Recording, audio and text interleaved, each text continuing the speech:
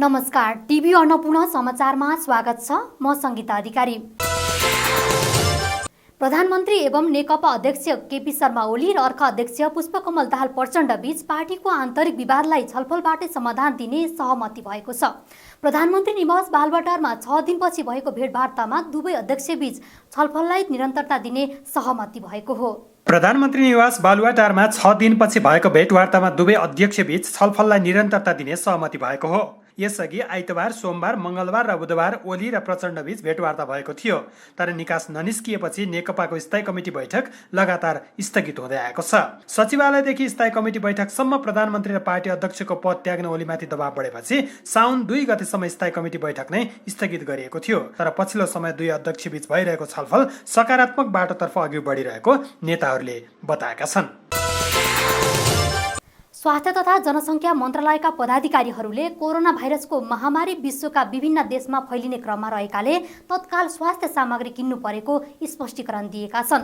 सिंहदरबारमा मङ्गलबार बसेको सार्वजनिक लेखा समिति बैठकमा उनीहरूले कोरोनाको सङ्क्रमण बढ्दै गएको अवस्था र तत्कालको आवश्यकतालाई मध्यनजर गर्दै तत्काल स्वास्थ्य सामग्री किन्नु परेको स्पष्टीकरण दिएका हुन्। बैठकमा तत्कालीन स्वास्थ्य सचिव यादव कोइरालाले खरिद प्रक्रियामा मन्त्रालयका 12औं तहका डाक्टर रोशन पोखरेल सहितको टोली संलग्न रहेको जानकारी दिए। सम्झौतामा नै अन्तर्राष्ट्रिय गुणस्तर अनुरूपको सामान ल्याउने सम्झौता गर्न स्वास्थ्य सेवा विभागलाई भनिएको उनको भनाइ थियो। कोइरालाले कोरोना भाइरसको महामारी विश्वका विभिन्न देशमा फैलिने क्रममा रहेकाले तत्काल स्वास्थ्य सामग्री किन्नु परेको जिकिर गरे। बैठकमा स्वास्थ्य सेवा विभागका तत्कालीन महानिर्देशक महेन्द्र श्रेष्ठले असल नियतले गरेको कामलाई कानूनले नै छुट दिएको बताए। मन्त्री परिषदले नै सामान खरिदका लागि स्वीकृति दिएको उनको भनाइ थियो। हामीले प्राप्त गरे सामानहरू WHO स्ट्यान्डर्ड अन्तर्गत पर्सन पर्दैन, त्योभन्दा बाँकी हामी लिँदैनौँ। त्यतिखेर प्रश्न हामीले सम्झौतामा पनि बोलेको रहेछ र हामीले लेखेर पनि दिएका छौँ र त्यो अनुसार चाहिँ कार्यान्वयन गर्नुको लागि हामीले निर्देशन दिएका थियौँ। त्यो अनुसार विभागले कार्यान्वयन गरेको देखिन्छ। दोस्रो नम्बर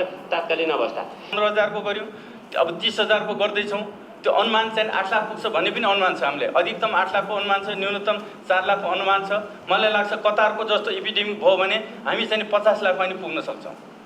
नेपालकोमा संक्रमण दर 50 लाख पनि पुग्न सक्छ। त्यसकारण यस्तो ठ्याक्कै लागत अनुमान गर्न सक्ने अवस्थै छैन। बैठकमा मन्त्रालयका विज्ञ सल्लाहकार डाक्टर खेम कार्कीले औषधि खरिद प्रक्रियामा आफ्नो सहभागिता बाध्यात्मक परिस्थिति भएको बताए। त्यसबाहेक अन्य प्रक्रियामा आफ्नो कुनै सहभागिता नरहेको उनको तर्क थियो। कुनै पनि त्यो कार्यविधिहरूमा मेरो संलग्नता छ, न त्यस पछाडिको कुनै पनि कुराहरूमा संलग्नता छ। त्यसैले मैले त्यहाँ चाहिँ एउटा त्यो बाधा फुकाउने काम अथवा एउटालाई चाहिँ अवार्ड गर्नको लागि सिफारिस गर्ने काममा मेरो संलग्नता भएकै हो र त्यसमा प्राविधिक हिसाबले, कानुनी हिसाबले मिलेन कि भन्ने कुराहरू जुन चाहिँ माननीयज्यूले उठाउनु भएको छ त्यस्तो हो भने पनि मलाई चाहिँ त्यसलाई चाहिँ फिडब्याक, सजेसन दिनु पर्ला।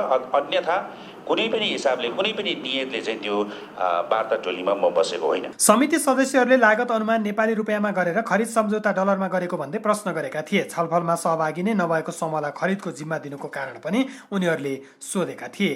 जनताले अहिले चाहिँ यसमा चाहिँ 14% खानिबे, 10% खानिबे यो अवस्था सिर्जना हुन्छ र यो कुरो होइन।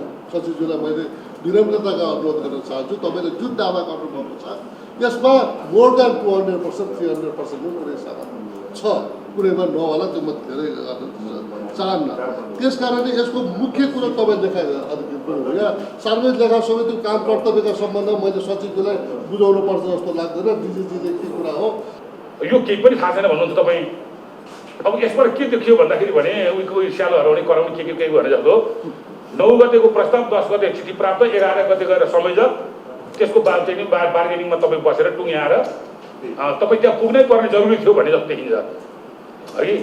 यो कागज पत्रले है, फेरि मैले त्यो कहीँबाट देखाएको छैन। त्यो हाम्रो महानिर्देशकज्यूले अब कोपी अथवा सचिवज्यू र महानिर्देशकज्यूमा अलिकति विश्वास कम गरेको देखियो। अनि महानिर्देशकज्यूले नै त अविश्वास गर्छ भने गरौँ त ठिकै छ नि, म सदस्य भनिदिन्छु भन्नुभयो। यो कागज पत्रले त्यो देखिन्छ। ओम्नी बिजनेस कर्पोरेट इन्टरनेसनलसँग भएको विवादास्पद सम्झौताका लागि विज्ञ सल्लाहकार डाक्टर कार्कीकै नेतृत्वमा रहेको वार्ता टोलीले सिफारिस गरेको थियो। त्यो विवादास्पद सम्झौता अनुसार ओम्नी समूहले केही स्वास्थ्य सामग्री ल्याएको थियो, तर सम्झौता अनुसार अरू सामान ल्याउन नसकेको भन्दै स्वास्थ्य सेवा विभागले 19 चैतमा ओम्नीसँगको सम्झौता रद्द गरेको थियो। नेपालमा मङ्गलबार थप 116 जना नयाँ कोरोना संक्रमित भेटिएका छन्। देशका विभिन्न स्थानमा रहेको 25 प्रयोगशालामा गरिएको परीक्षणका क्रममा 116 जना नयाँ संक्रमित थपिएको स्वास्थ्य तथा जनसङ्ख्या मन्त्रालयका प्रवक्ता डाक्टर जागेश्वर गौतमले जानकारी दिए। यससँगै कोरोना भाइरस संक्रमितको कुल संख्या 17,061 पुगेको छ। मङ्गलबार थप 34 जना कोरोना जितेर डिस्चार्ज भएको पनि पत्रकार सम्मेलनमा प्रवक्ता गौतमले जानकारी दिए। हालसम्म कोरोनाबाट निको हुनेको संख्या 10,328 पुगेको मन्त्रालयले जनाएको छ। निको हुनेहरू 60.53% रहेका छन्। हाल 24,716 जना क्वारेन्टाइनमा रहेको र 6,695 जना आइसोलेसनमा उपचाररत रहेका छन्।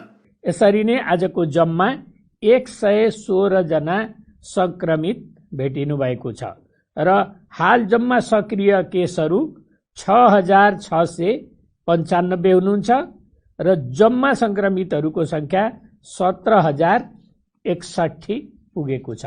अत्यावश्यक परेका खण्डमा मात्र मापदण्ड पूरा गरेर सार्वजनिक यातायातको प्रयोग गर्न पनि पत्रकार सम्मेलनमा प्रवक्ता गौतमले आग्रह गरे।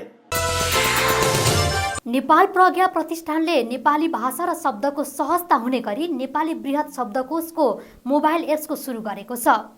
प्रधानमन्त्री निवास बालुवाटारमा मङ्गलबार प्रधानमन्त्री केपी शर्मा ओलीले उक्त शब्दकोशको औपचारिक सुरुवात गरेको प्रतिष्ठानका उपकुलपति गंगा प्रसाद उप्रेतीले जानकारी दिए। नेपाली भाषा आफैमा पहिचान रहेको र विभिन्न भाषा र भाषिकाबाट नेपाली भाषा हुर्कँदै आएकाले यसको विस्तारका लागि प्रतिष्ठानले प्रविधिसँगै एप्सको निर्माण गरेको उनको भनाइ थियो।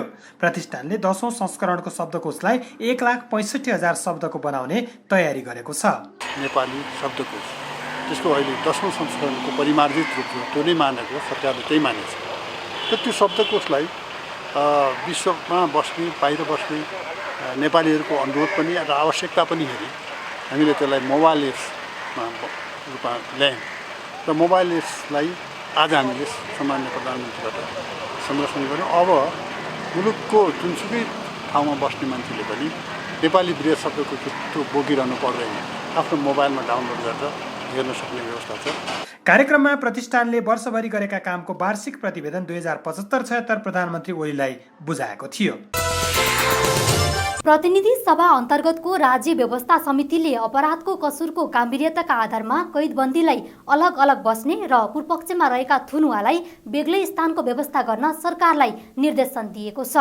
सिंहदरबारमा मङ्गलबार बसेको बैठकले कैद छुट सम्बन्धी व्यवस्थामा एकरूपताको मापदण्ड कायम गरी त्यसलाई व्यवस्थित र पारदर्शी बनाउन कैद छुट सम्बन्धी कानुन पुनरावलोकन गर्न सुझाव दिएको छ। कैदी बन्दीलाई उपलब्ध गराइदिए आएको सिधा खर्चलाई रासनमा परिणत गरी बजार मूल्य अनुसार उपलब्ध गराउन पनि समितिको सुझाव छ। बैठकमा गृहमन्त्री रामबहादुर थापाले कारागारका लागि नयाँ संरचना विकास नगरी सुधार गृहमा परिणत गर्न नसकिने बताएका थिए।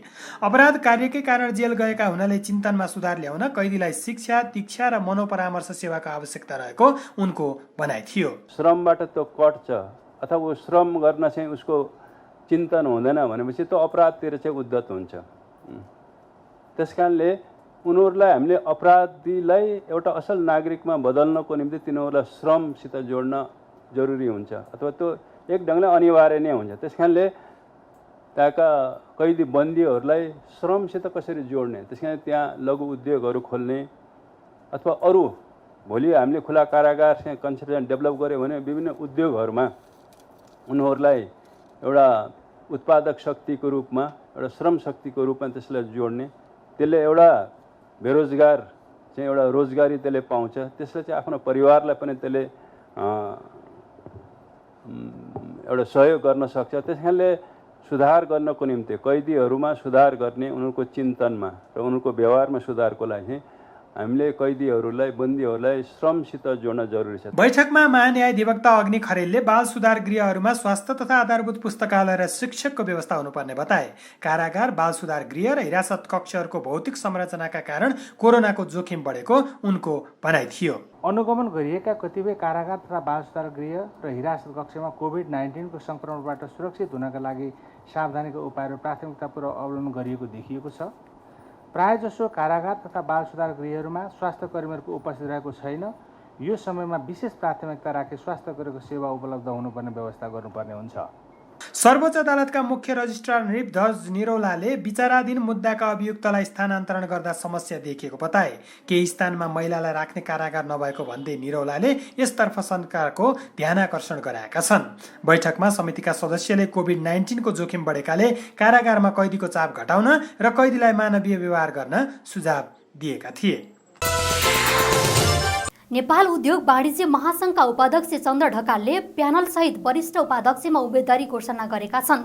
मंगलबार काठमाडौँमा ढकालले आगामी साउनमा हुने महाधिवेशनका लागि आफ्नो समूहको घोषणा गरेका हुन्। उनको प्यानलबाट उद्योग वाणिज्य संघतर्फ गुणनिधि तिवारी, वस्तुगत संघबाट उमेशलाल श्रेष्ठ र एसोसिएट सदस्य समूहबाट रामचन्द्र साङ्गाईले उपाध्यक्षमा उम्मेदवारी घोषणा गरे। महासंघमा नयाँ नेतृत्वका रूपमा आउने आफ्नो टिमले कोरोनाबाट सिर्जना भएको चुनौती सामना गर्दै समग्र नेपालको लक्ष्यका लागि काम गर्ने ढकालले बताए। उम्मेदवारी घोषणा गर्दै ढकालले कोरोना भाइरसले सिर्जना गरेको चुनौती सबैको सामूहिक प्रयासमा पार लगाउने दाबी समेत गरेका छन्। निजी क्षेत्र आर्थिक विकास र रोजगारी सिर्जनाको बलियो इन्जिन भएको भन्दै उनले यो इन्जिनलाई चलाउन निजी क्षेत्रको सक्रिय सहभागिता अनिवार्य भएको धारणा राखे। महासंघलाई ठूला उद्यमीहरूको मात्रै नभई साना र मझौला उद्योगी व्यापारीको पनि साझा चौतारीको रूपमा स्थापित गर्न प्रयास गर्ने ढकालको भनाइ थियो। तपाईँ हामी व्यवसायी साथीहरूलाई दुख परेको बेला हाम्रो टिम तपाईहरूको नजिक हुनेछ। तपाईले खोजेको बेला पहुँचमा रहनेछ। समस्यालाई नीति निर्माता कहाँ पुर्याइदिएर समाधान खोजिदिने उपाय पनि अवलम्बन गरिने कुरा पनि म यहाँहरू समक्ष राख्न चाहे। आखिरी तपाईँ हामी चाहिँ उद्योग व्यवसायीहरूले महासंघमा चाहिँ खोजेको नेतृत्व पनि यस्तै हो भन्ने कुरा म चाहिँ राख्न चाहिँ चाहे यहाँहरू समक्ष। साउन 26 र 27 गते हुने 54औं वार्षिक साधारण सभाले महासंघको नयाँ नेतृत्व चयन गर्दैछ। महासंघमा वरिष्ठ उपाध्यक्ष नै अध्यक्ष बन्ने प्रावधान अनुसार शेखर गोल्छाको नेतृत्वमा नयाँ कार्यसमिति चयन हुँदैछ। ढकालसँग अहिलेका अर्का उपाध्यक्ष किशोर प्रधानले प्रतिस्पर्धा गर्दैछन्। कोरोना भाइरसको उत्पत्तिको स्रोतको खोजी गर्दै विश्व स्वास्थ्य संगठन WHO का विज्ञहरू चीन पुगेका छन्। WHO का 2 जना विज्ञ चीन आएको चिनिया विदेश मन्त्रालयका प्रवक्ता हुआ छुइङले सोमबार पुष्टि गरेका हुन्। विश्वभरि महामारीको रूपमा फैलिएको कोरोना भाइरसको संक्रमण सबैभन्दा पहिला चीनमा भेटिएकोले उनीहरू अध्ययनका लागि चीन आएका हुन्। दैनिक पत्रकार सम्मेलनमा परराष्ट्र प्रवक्ता हुवाले अध्ययनका लागि आएका WHO का विज्ञहरूले चिनिया वैज्ञानिक, चिकित्सा विज्ञ र सरोकारवालाहरूसँग छलफल गर्ने जानकारी दिइन्। अन्नपूर्ण समाचार अहिलेलाई यति नै। टिभी अन्नपूर्ण तपाईले हाम्रो वेब पेज tvannapurna.com सँगै फेसबुक, ट्विटर, युट्युब तथा मोबाइलमा टिभी अन्नपूर्ण एप्स अनि विन्डोज मार्फत आफ्नो टेलिभिजन सेटमा हेर्न सक्नुहुनेछ। पल पलको अपडेटका लागि तपाईँ नेपालको पहिलो अनलाइन टेलिभिजन टिभी अन्नपूर्ण हेर्दै गर्नुहोला। नमस्कार।